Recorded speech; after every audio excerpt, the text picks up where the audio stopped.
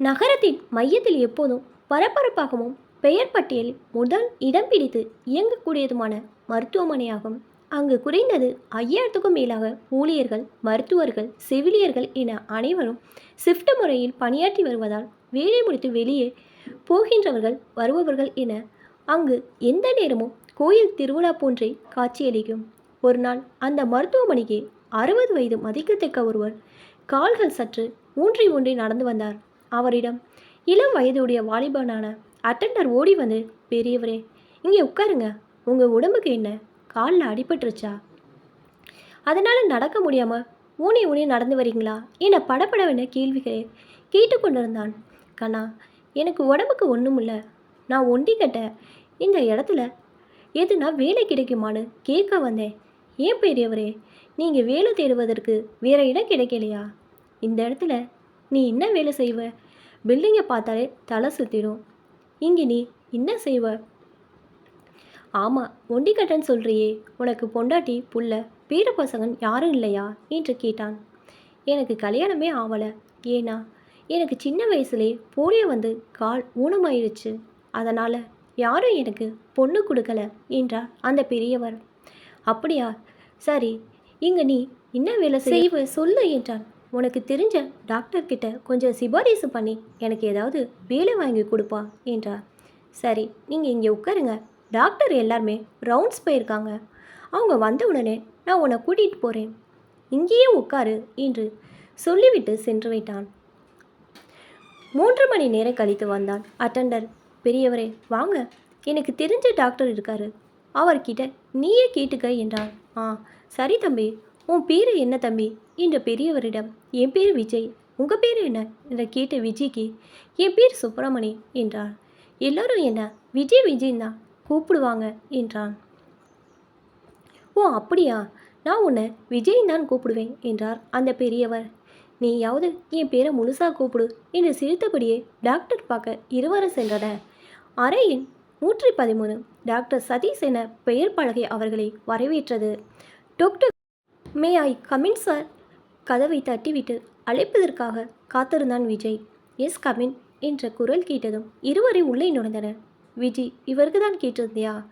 இவர் உங்கள் ரிலேஷனா என்று கேட்டார் டாக்டர். ஆமாம் சார், தூரத்து உறவு என்று கூறினார். ஐயா, உங்களால் படி ஏறி இறங்கி எல்லா வேலை செய்ய முடியாது, அதனால் லிஃப்ட்டை ஆப்ரேட் பண்ணுறது எப்படின்னு கற்றுக் கொடுக்க சொல்கிறேன், உங்களுக்கு கற்றுக்கிட்டு செய்கிறீங்களா என்று கேட்டார். அதற்கு பெரியவர் தன் 2 கைகளை சேர்த்து நன்றி கூறினார். விஜய், கிரவுண்ட் ஃப்ளோரில் இருந்து 5வது மாடியில் போகிற லிஃப்ட்டை எப்படி ஆப்ரேட் பண்ணணும்னு அங்கே இருக்கிற வேலுவிட சொல்லு, சரியா என கேட்டார் டாக்டர். ஓகே சார் என்றபடி அறையை விட்டு வெளியே வந்தான் விஜய். வந்ததும் பெரியவரை பார்த்தான். அவர் கண் கலங்கியதை பார்த்து அவன், ஏன் அழுவுற? இன்னைக்கு உனக்கு நல்ல நேரம், டாக்டர் நல்ல மூட இருந்தனால உனக்கு உடனே வேலை வாங்கி கொடுத்துட்டாரு, வா உன்னை வேலுக்கிட்ட அறிமுகப்படுத்துகிறேன் என்றவனை கண்ணீர் மல்க, நன்றி தம்பி, நான் யாருன்னே தெரியாத உனக்கு நீ எனக்கு வேலை கிடைக்குங்கிறதுக்காக உன் சொந்தம்னு சொன்னியே, ரொம்ப சந்தோஷம் தம்பி என்றார். முன்பு தெரியாதவங்களுக்கு வேலை கிடைக்கிறதுனா ரொம்ப கஷ்டம் இங்கே, அதனால தான் அப்படி சொன்னேன். ஏன் பெருசு, நான் அப்படி சொல்லக்கூடாதா என தன் வயசுக்கே உரிய கிண்டலுடன் கேட்டான் விஜய். அப்படியில்லை தம்பி, இங்கே எந்த மனுஷனா தெரியாத இடத்தில் எப்படி இருக்க போகிறோன்னு நினச்சி வந்த இடத்துல வேலையும் வாங்கி கொடுத்து தங்க இடமும் வாங்கி கொடுத்துட்டா, அதை நினைக்கும் போது என் இரவா என்னை கைவிடலை தம்பி, அதை நினச்சே கண்ணில் தண்ணீர் வந்துருச்சு. சரி சரி வா போகலாம் என்றான் விஜய். வேலை அதிகமான காரணத்தால் விஜய் 1 வாரம் கழித்து தான் அந்த பெரியவரை பார்த்தான். ஷாக்காகி போனான். பெரியவர் யூனிஃபார்ம் எனும் பணிக்கான உடை அணிந்து ஸ்மார்ட்டாக ஆளை மாறியிருந்தார். என்ன பெரியவரே, எப்படி இருக்கிற, வேலை கற்றுக்கிட்டியா என்றான். கற்றுக்கிட்டேன் தம்பி, அப்படி ஒன்றும் கஷ்டம் இல்லை என்றவர் 1 நிமிடம் அமைதியானார். என்னாச்சு, ஏன் மௌனமாக இருக்க, என்னாச்சு என கேட்டான் விஜய். ஒன்றும் இல்லை தம்பி, இந்த ஆஸ்பத்திரியில் எவ்வளோ பெரியவங்க, நடுத்தர வயசுக்காரவங்க, அப்புறம் உன்னை வயசு பசங்க, குழந்தைங்க உடம்புக்கு முடியாமல் வராங்க. அதில் நிறைய பேருங்க குணமாகி போகிறாங்க. கொஞ்சம் பேர் 1 வாரம் ரெஸ்ட் எடுத்தால் போதும்னு சரியாயிடும் அப்படின்னு போகிறாங்க. ஆனால் ஒரு சிலர் இங்கேயும் உயிரை விட்டுட்டு தான் போகிறாங்க. அதுவும் குழந்தைங்களை மீட்டு நினைவில்லாமல் தூக்கிட்டு வந்து காப்பாற்றுங்கன்னு சொல்லும்போது அந்த ஜனங்க அழுதுகிட்டே போகும்போது எனக்கு மனசு வலிக்குது தம்பி என்றார் கனத்த மனதுடன். ஆமாம், இப்போ தான் நீங்கள் பார்க்குறீங்க, நான் இந்த மாதிரி சம்பவங்கள் அதிகமாக பார்த்துருக்கேன். எனக்கும் கஷ்டமாக தான் இருக்கும். காலப்போக்கில் எல்லாம் சரியாயிடும். உன்னை பார்த்துட்டு போலாமேன்னு வந்தேன். சாப்பிட்டியா என்று கேட்டான் விஜய். சாப்பிட்டேன். நீ சாப்பிட்டியா தம்பி என்னை கேட்ட சுப்பிரமணியிடம். நானும் சாப்பிட்டேன். சரி, நாளைக்கு வந்து பார்க்குறேன்னு சொல்லிவிட்டு நான் கிளம்புறேன் பெரியவரே என்று கூறி சென்று விட்டான். அதன் பிறகு அவனால் வேலை அதிகமாக இருந்ததால் பெரியவரை பார்க்க முடியாமல் வேலை திடீரென்று மருத்துவமனை முழுவதும் சுப்பிரமணி பெயர் அடிபடவே விஜய் தன்னுடன் இருக்கும் நண்பனிடம் கேட்டான். என்னடா எல்லாரும் சுப்பிரமணி சுப்பிரமணி சொல்லிட்டு இருக்கிறாங்க, என்னாச்சு அவருக்கு என்று கேட்டான் விஜய். எதுவும் சரியாக தெரியல, ஆனால் எல்லாரும் அவரை பற்றி தான் பேசுகிறாங்க. அப்படி சொன்னதை கூட காதில் கேட்காமல் ஓடினான் பெரியவரை பார்க்க. மூச்சு இறக்கி ஓடி வந்தவன் மருத்துவ வளாக கேன்டீனை பார்த்ததும் நின்றும் பெருமூச்சு விட்டான். அங்கு மதிய உணவை சாப்பிட்டு கொண்டிருந்தார் அந்த பெரியவர். தம்பி வாப்பா சாப்பிடலாம் என்று விஜயை பார்த்து அழைத்தார். அவர் அருகே வந்த விஜய் மடவென சொம்பு நிறைய தண்ணீரை குடித்துவிட்டு, ஐயா உங்களுக்கு ஏதோ உடம்புக்கு முடியலையா என கேட்டான் விஜய். எனக்கென்ன விஜய், நான் நல்லா தான் இருக்கிறேன் என்றான். இல்லைங்கய்யா, உங்களை பற்றி தான் இந்த வளாகம் முழுசும் பேச்சு என்றான். அப்படியா என்று சொல்லி கொண்டிருக்கும் போதே விஜய் உன்னையும் சுப்பிரமணியையும் டாக்டர் சதீஷ் கூப்பிட்றார் என்றான் நண்பன். பெரியவரே என்ன பண்ணீங்க எனக்கு தெரியல, வாங்க டாக்டர் போய் பார்க்கலாம் என்றான் விஜய். இருவரும் டாக்டர் சதீஷ் முன் நின்றனர். டாக்டர் எழுந்து வந்து சுப்பிரமணியை கட்டிப்பிடித்து, நீங்கள் மட்டும் சரியான நேரத்தில் உதவி செய்யலைனா என்றார்.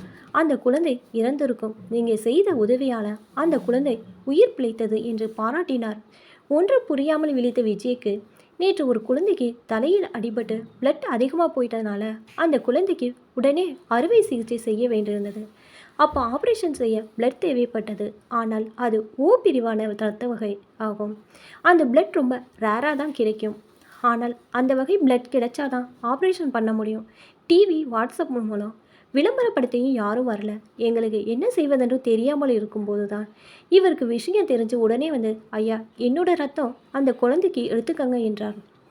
உடனே அவருடைய பிளட் டெஸ்ட் பண்ணி பார்த்தோம். அதிசயமாக கிடைக்கக்கூடிய அருகே வகை பிளட் தான் இவருக்கும். நேற்று அந்த குழந்தை பிழைத்ததே இவரால் தான் என்று மேலும் விளக்கி கூறினார். அதற்கு பெரியவரான சுப்பிரமணி, ஐயா நான் ரத்தம் மட்டும்தான் கொடுத்தேன், ஆனால் நீங்கள் அந்த குழந்தைக்கு உசுர கொடுத்தீங்க, நீங்கள் தான் கடவுள் என்று வெள்ளந்தியான மனிதனை பார்த்த விஜய்க்கு கண்ணில் நீர் கொட்டியது. உடனே அவன், ஐயா என்னை மன்னிச்சிடுங்க, நான் உன்னை பல முறை பெருசுன்னு கூப்பிட்ருக்கேன், இனி அப்படி கூப்பிட மாட்டேன், எனக்கு ஒரு உதவி செய்வாயா என்றான். சொல்லு தம்பி, என்னால் முடிகிற உதவியாக இருந்தால் கண்டிப்பாக செய்கிறேன் என்றார். நான் உங்களை அப்பான்னு கூப்பிடலாமா என்றார் கண்ணீர் மழுக்க. இப்போ தான் என்னோடய சேனல் ஃபஸ்ட் டைம் பார்க்குறீங்கன்னா சப்ஸ்கிரைப் பண்ணிக்கோங்க. பக்கத்தில் இருக்க பெல் ஐக்கனை ப்ரெஸ் பண்ணிக்கோங்க. அப்போ தான் நான் ஒவ்வொரு தடவை வீடியோ போடும்போது உங்களுக்கு நோட்டிஃபிகேஷன் வரும். தேங்க்ஸ் ஃபார் வாட்சிங்.